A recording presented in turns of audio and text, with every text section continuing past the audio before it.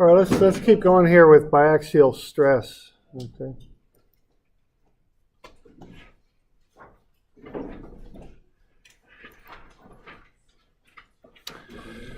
So what the deal is a lot of our design situations we get two-dimensional loading. Okay. So biaxial covers things pretty well. Where you start off with this is you find the forces and stresses acting on the x and y directions on an object. And there's basic kind of design equations you can use to figure this stuff out. We'll get into some of them after we finish up with this biaxial stuff. Okay. So you can find these stresses in the x and y directions. Depending on what it is you're working on and designing. Now, once you have them, there's a few rules about them when you're looking at these things. And the rules are that the normal stresses are the same on opposite sides of an element that you might be analyzing here. So what we do, we start off with whatever it is we're designing. We then break it down to an element. You look at a little differential element, we pull it out. And what we can come up with there is that the normal stresses on opposite sides are equal. So sigma x right and sigma x left are equal to each other. They're both either tension or compression, one or the other, and they have the same magnitude. Same thing with sigma y up and sigma y down. And the shears are the same way. The shears are equal. And it starts off when we analyze this with the shears being equal on opposite sides. So remember, we're calling the shears after the first letter in that subscript is the plane they act on. The second is the direction they act in. So tau xy there is the shear on the x-plane, which is normal to the x-axis, and it acts in the y direction. So those two shears are the same. On the sides, the shears in the top and bottom are the same. And in addition, the shears in the top and bottom also equal the shears on the sides. So all four of those shears will be the same in magnitude. One pair of them will be positive, the other will be negative. And then I just figure out the positive and negative from the, kind of like looking at a couple in statics.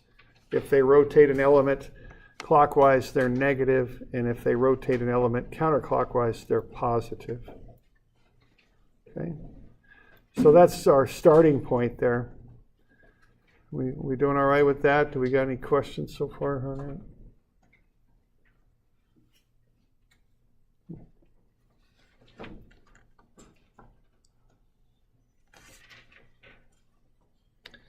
All right, so the shears either point northwest, southeast, or northeast, southwest, one or the other when you're looking at these elements. Now, what we get interested in here is what's the stress at some angle in the element. So we can find the stresses in the x and y directions. Those are knowns. So to find the stresses at a given angle, and our convention on that is you measure the angle counterclockwise from the vertical plane. That's how the equations were set up, so that's how we define that angle. So theta that we use to measure the angle to the plane we're interested in is right there. It comes from the vertical plane and it goes counterclockwise. Okay, right there. So what we would do, we'd cut the cut the corner off basically and do an equilibrium analysis. And we base everything on this x1, y1 axis here. That's axis system. And then we base our areas on that ds. And we end up using a good bit of trigonometry there in developing these equations. So what we end up with is this equation right there. That's the equation for normal stress at a given angle. So, once you can plug in sigma x, sigma y, and the angle you're interested in, and tau xy as well, and you'll find the stress, the normal stress that acts at that given angle. There's also an equation for shear stress at a given angle. So the assumption is sigma x, sigma y, and tau xy, and you know the angle you're interested in, plug in everything into that formula, and you can find this shear at an angle. So we got any questions on any of that so far?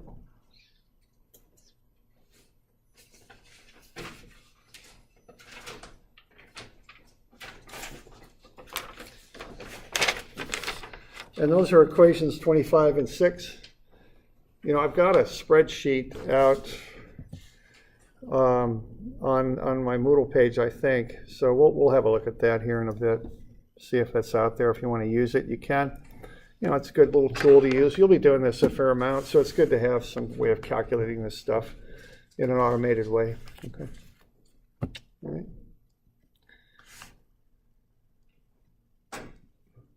Okay, so we did an example of this.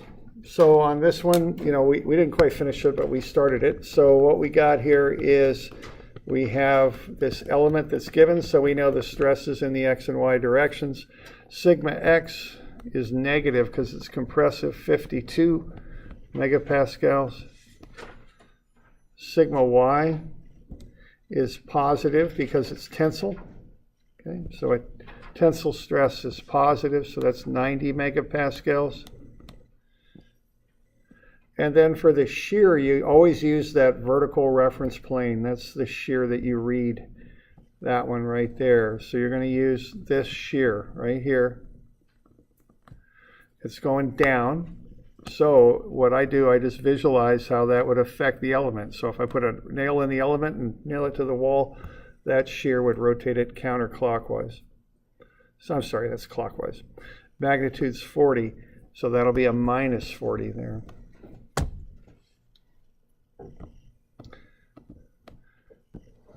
Okay, the angle I want is shown right there, 32 degrees. I usually get 2 theta figured up also because that's what goes in the formula, so that's 64. So if you got those things right there, you can plug everything in and find the stress at any angle you want. So that's equations 25 and 6. All right. So off you go there. You know, you've got the 2 theta 64. You got all those other stresses, and you plug that in. So what you're doing, you're finding the stress on this angle here, 32 degrees. Run the numbers. It's negative 48.1. That's the normal stress at 32 degrees. So that's compressive, 48.1. Okay. Okay. So you can get that. Now, the question there was to find all the stresses on that element. So there's 2 sets of planes in that element. One of them is 32 degrees. The other is 90 degrees more, so 122. So what you can then do is go ahead and plug in 122 degrees into that formula, doubling that, it's 244. And what you'll find then is sigma x1 at 122 degrees. And that there's a typo right there. That's a negative. And that came out to be 86.1, positive, okay? So that's the stress at 122 degrees.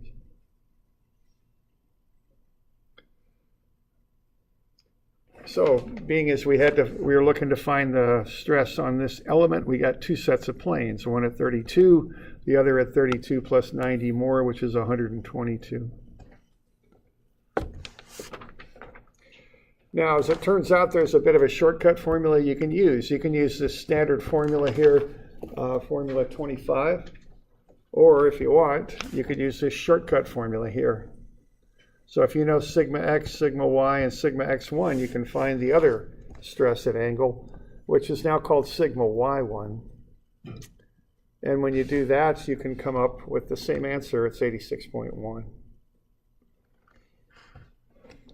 So running the numbers on this stuff, I think, is straightforward enough. It's keeping kind of the signs and notations straight can be a little challenging. Notice that sigma x at 122, and what that means is you're rotating from this vertical reference plane 122 degrees to get to this plane right here. That's that plane right there. So sigma x1 122 is the same plane as sigma y1 32 because the x1 and y1 axes are 90 degrees apart.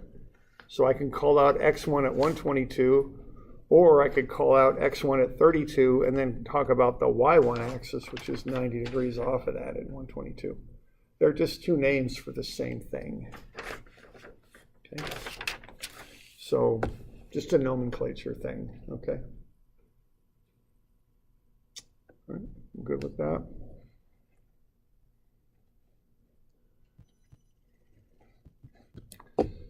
Okay, so that's the normal stresses. You could find the shear stress at 32 also. Again, it's just plugging into the formula. That's really about it. So once you find that, get that shear stress there at 32 degrees. See if you can get that figured out.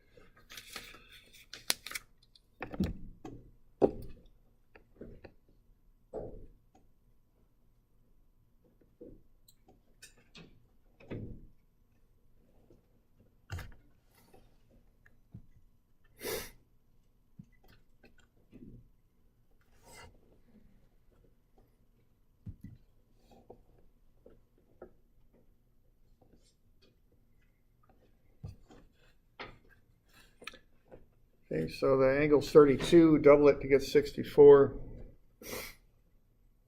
Plug the numbers in. Come up with about 46.3, I think.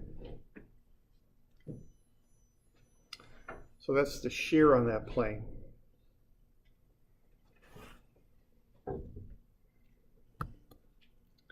We're doing all right with that? We got any questions on that?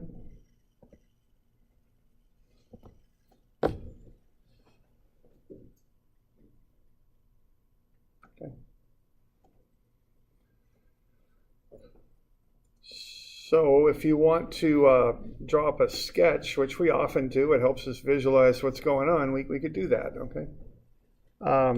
So at 32 degrees from the reference plane, the normal stress is negative 48.1 megapascals.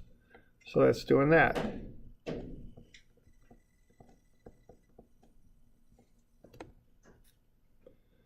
"90 degrees off of that, you've got positive 86.1.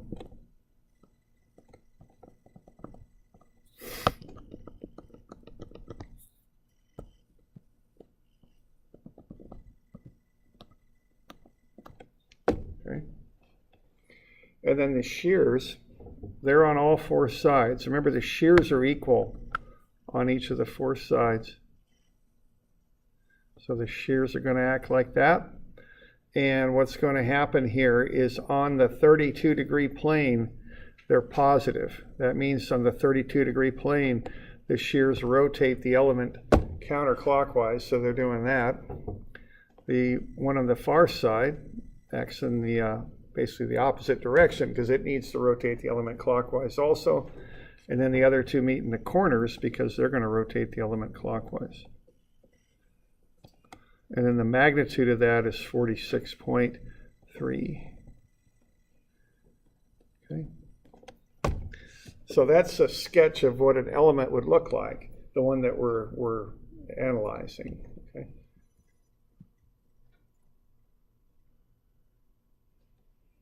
Something like that.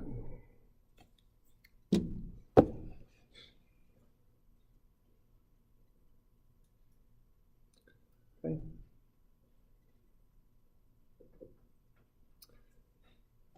So we okay with that? Yeah, that's basically it. Sometimes people will say, well, why would I even want to know that? Why would I care? And well, let's say, and there's different situations in which you might care, and I'll show you a very common one here in a minute, but let me just show you one, maybe less common one. Let's say that's a board, and there's some grain running through the board like that. I might be very interested in that stress because that's pulling the board apart of the grain. Okay? And that's something that I might be concerned with. Okay, so sometimes you're interested in what the stresses are at a given angle. Okay.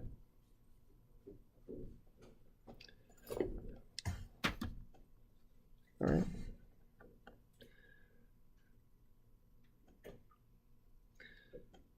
So we got any questions on that?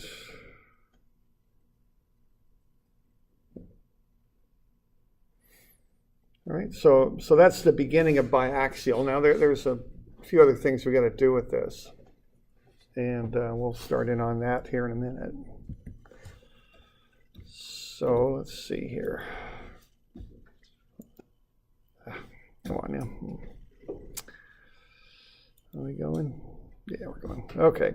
So I just went to my Moodle page, and there's a spreadsheet there, biaxial stress at angle. So if we click that, we'll get a spreadsheet. And this is a simple one. I've got some that are a little trickier. But what was that compressive stress in the x direction? 40? What was it? On that example we just did? 52. Okay. And then what? We got 90 or something? Okay. And what was the last one this year? Negative 40? Okay, thanks. Okay, so just fill those in. And then the angle was 32, right? There we go. So I haven't done too much with this, but that's what I got so far. Okay, so that'll just tell you sigma x1, sigma y1. So I call it sigma x2, which is, actually that's not labeled properly. I'll call it sigma y1, I think is what I ought to call it. So sigma y1, there we go, that's better. And then tau x1, y1, okay? So that just kicks that out for you if you want to use a spreadsheet. There it is, okay? Maybe I'll save that just to get that change recorded. Although I don't know, that's uploaded. What? Well, I don't know. Okay, so that's out there if you want it. All right, now let's have a look at a couple other things with this.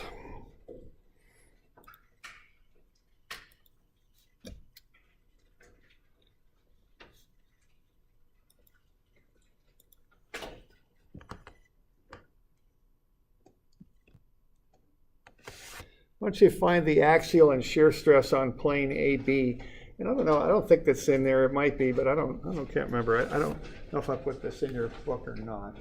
I don't think I did, but I might. I don't think I did. So you can practice your drawing skills.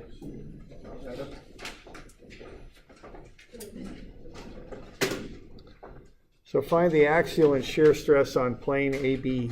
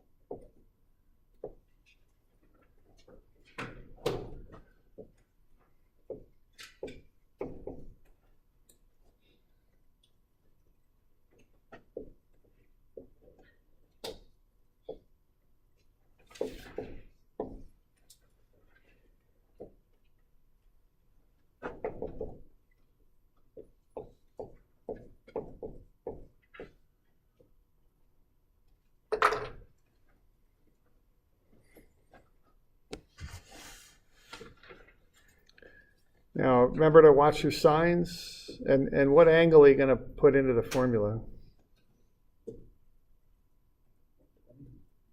Yeah, 120, okay? Because the convention is from the vertical plane counterclockwise, and that'd be a 120. If you want to use 60, you can, but it's negative 60 because it's clockwise. So watch that, the sign conventions. You're not always given the angles in the format right from the formula, you know.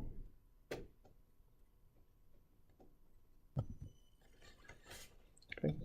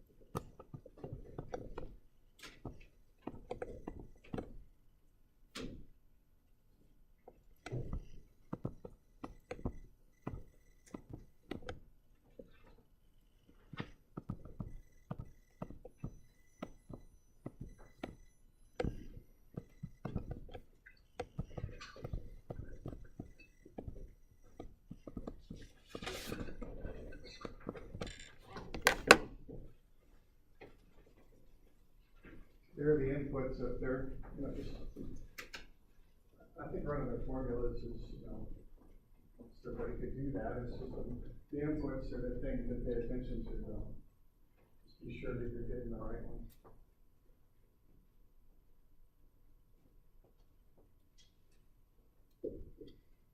Any questions on those? How I came up with those numbers?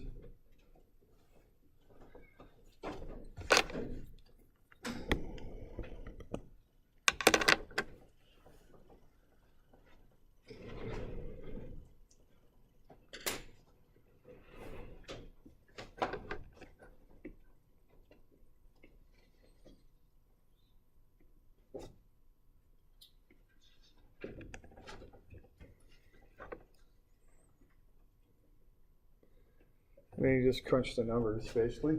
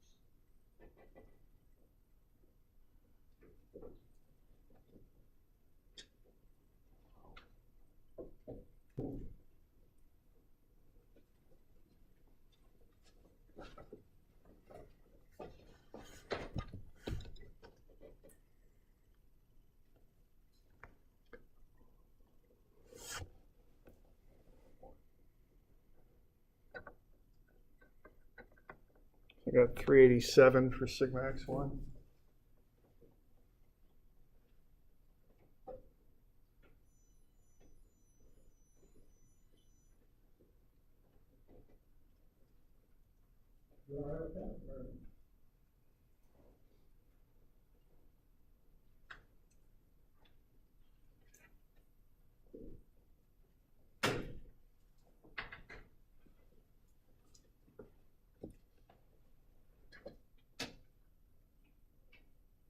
Okay.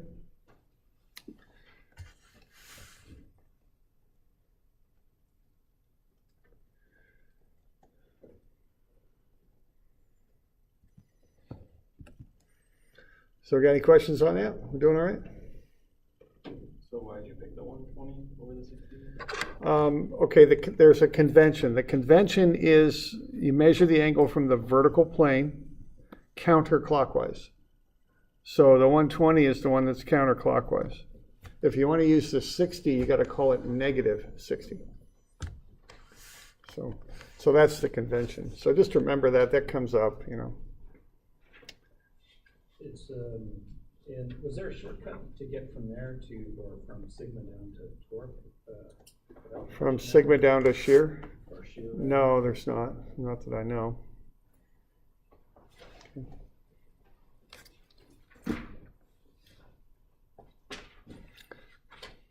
Okay.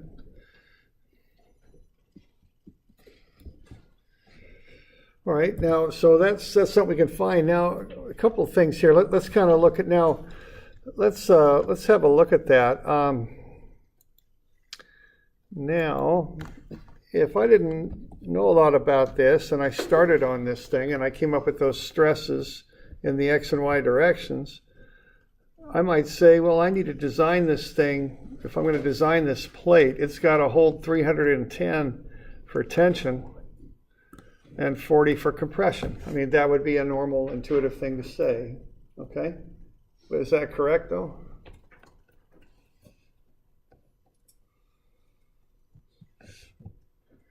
Yeah, maybe not, eh? See what happens when you start getting in here and start looking at angles? What's the normal stress on that plane? Yeah, see, you can't design that for 310. You got to design it for at least 387, and there might be planes where it's higher. Okay?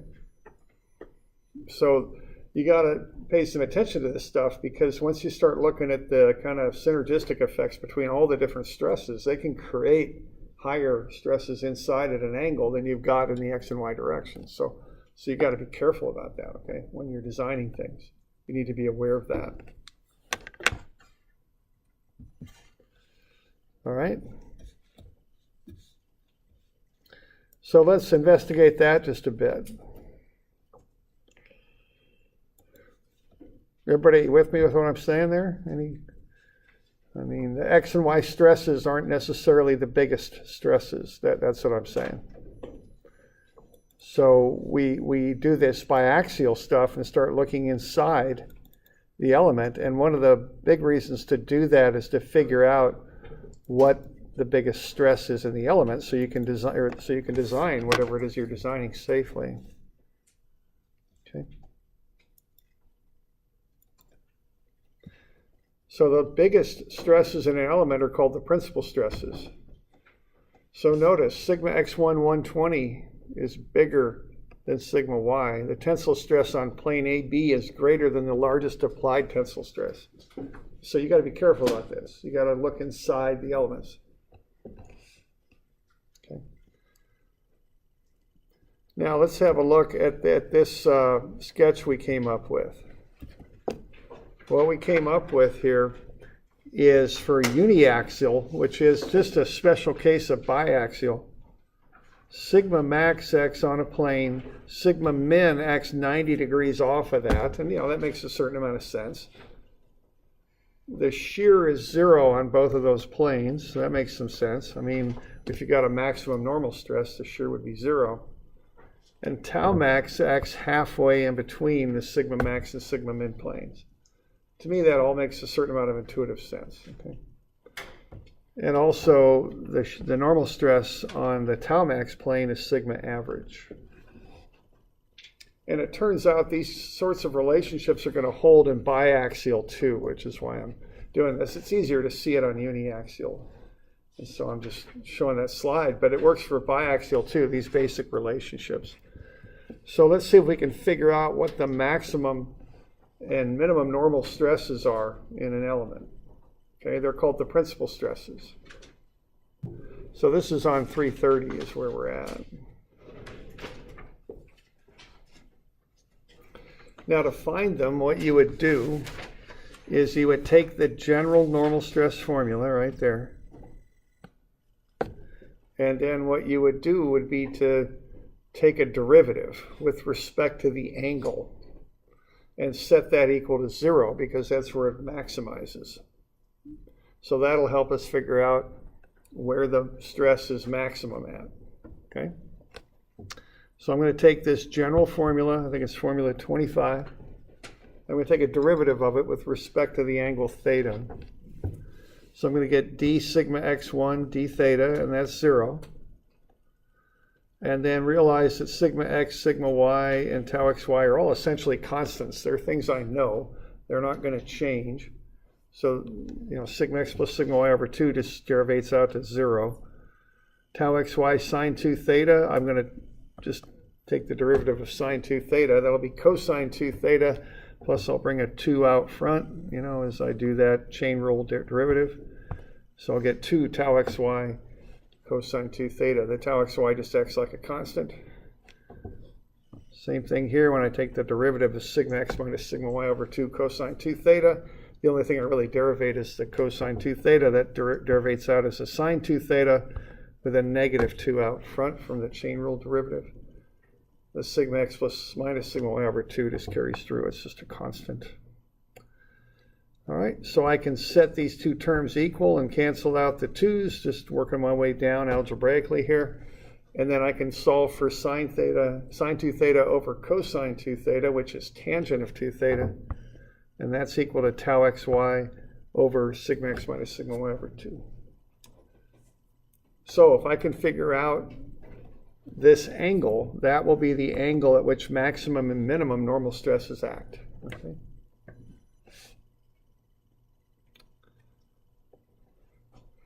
All right, so really what I'm going to solve for my angle is 1/2 arctan tau xy over sigma x minus sigma y over 2.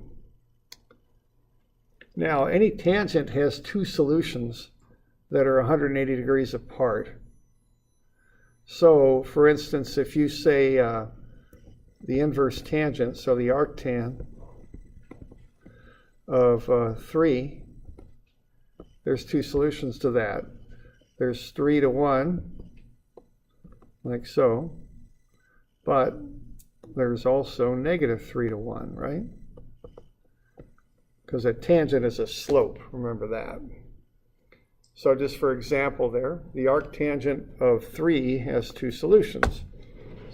Similarly, this function here will have two solutions. The two solutions, because they're kind of the negatives of each other at 180 degrees, that holds for the 2 theta.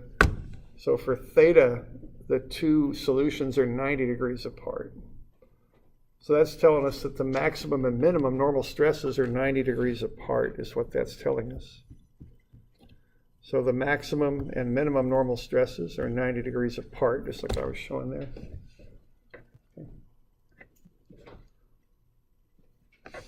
Now, if we take that angle and we plug it into this formula, this general normal stress formula, we can come up with a special formula that has a plus or minus in it that'll tell us what those maximum and minimum normal stresses are. There's sigma x plus sigma y plus or minus square root sigma x minus sigma y over 2 squared plus tau xy squared. That's formula 28. Okay. So what we now have are the means to find the angles at which the maximum and normal stresses act in a biaxial element with this formula here, and that's formula 27. And if we want to use it, a formula to find them. Now, if we plug in that angle again into the general shear formula, we'll get that the shear is 0 on the sigma 1 and 2 planes. The sigma 1 and 2 planes are the principal planes, the biggest and smallest normal stresses. The shear on those planes is 0. Okay? So everything that we've got here bears out for biaxial too. Sigma max and sigma min are 90 degrees apart, and the shear on those planes is 0. Okay. We can do the exact same thing for shear. Okay, same process. Okay, take the derivative of the shear equation, and what you'll come up with is tangent of 2 theta is minus sigma x minus sigma y over 2 over tau xy. Well, that's the negative reciprocal of the tangent 2 theta formula for normal stress. Okay, so the tangent 2 theta formula for shear stress is the negative reciprocal of the tangent 2 theta formula for normal stress. Well, if two lines have tangents, which are slopes, that are negative reciprocals of each other, say 2 to 1 and minus 1 to 2, what that means is the lines are perpendicular. Okay, so two lines with slopes that are negative reciprocals of each other are 90 degrees apart. That means that 2 theta for tau max is 90 degrees from the 2 theta for sigma max. So the theta for tau max, the angle at which tau max acts, is 45 degrees, half of 90 from the angle for normal stress. Okay?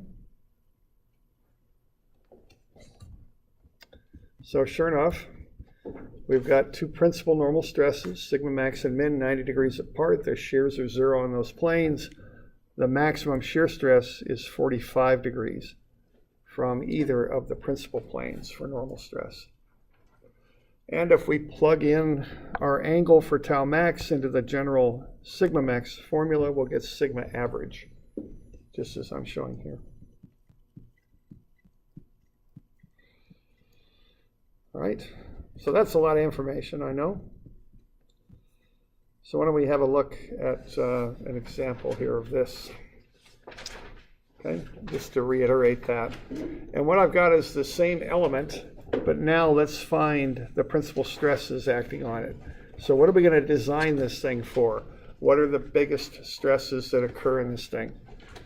So we started off very much like we start off the other problem.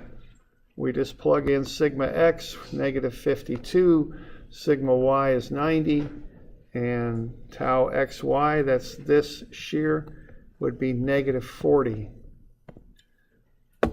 Now this is different than the previous problem in that I didn't give you an angle, and the reason I didn't give it to you is I don't know where it is. See, we want to find the maximum normal stress, so we got to find where that angle is.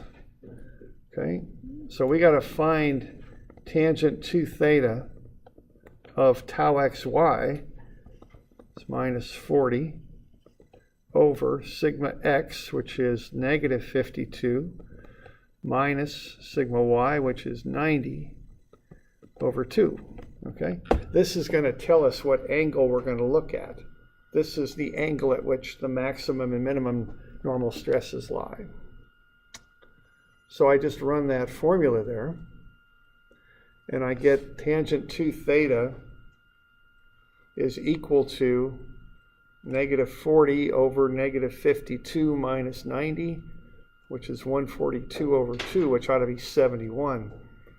So that's tangent 2 theta is equal to negative 40 over negative 71, which is 0.5634. So 2 theta then, when I solve for that, is 29.4. I'm going to find all these angles that I need. I'm going to take half of that. I'm going to get 14.7. That's the angle at which one of the principal stresses lies. Add 90 to it, I'll get the other angle. It's 104.7, and then I'll double that and get 2 theta for that particular angle. So what I've got there are the two angles at which the principal stresses lie, 14.7 and 104.7, and then I have the doubles of them. Okay.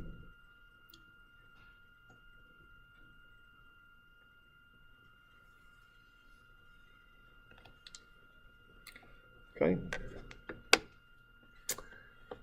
Now what I'm going to do next is I'm going to take the general formula for normal stress.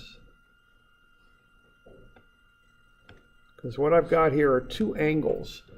I want to know which of these principal stresses acts at which angle.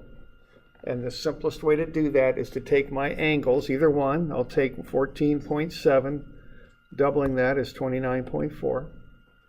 And I'll plug that into the general normal stress formula, formula number 25.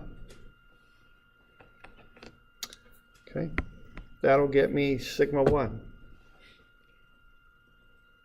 And when I run the numbers on that, I get negative 52 plus 90 over 2 plus negative 52 minus 90 over 2 times the cosine of 29.4 plus negative 40 times sine 29.4. I'll get negative 62.5. That's the normal stress that acts at 14.7 degrees. Okay. And it looks to me like that's the biggest compressive stress acting in that element, so it's not 52, it's 62.5. Okay. So what I did there, I solved that tangent 2 theta formula. I found the two angles that meet that requirement there, or that formula, 14.7 and 104.7. Then I plugged one of them into the general normal stress formula, and I got the normal stress at 14.7 degrees, which is the one of the principal stresses. In this case, it's the biggest compressive stress. Okay.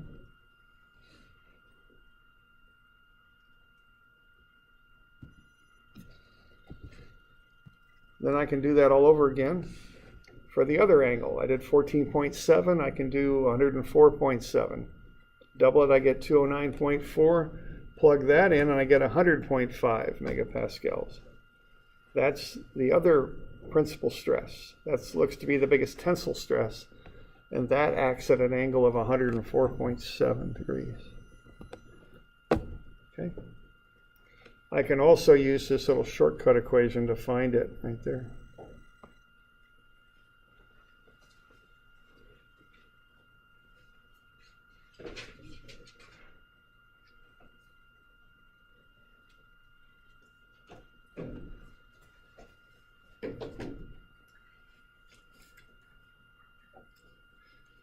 Any questions on this stuff so far?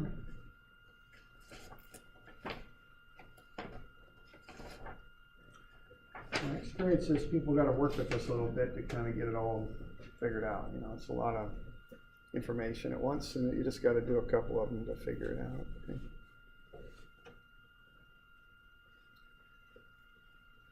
So the first problem we did there, we found the stress at a given angle. Now on this problem, we're saying what's the biggest stress and the smallest, and the most negative and most positive stress in this element. And to do that, we had to first find the angles at which they act. Okay. Why don't we make these due Monday? 23rd, I think.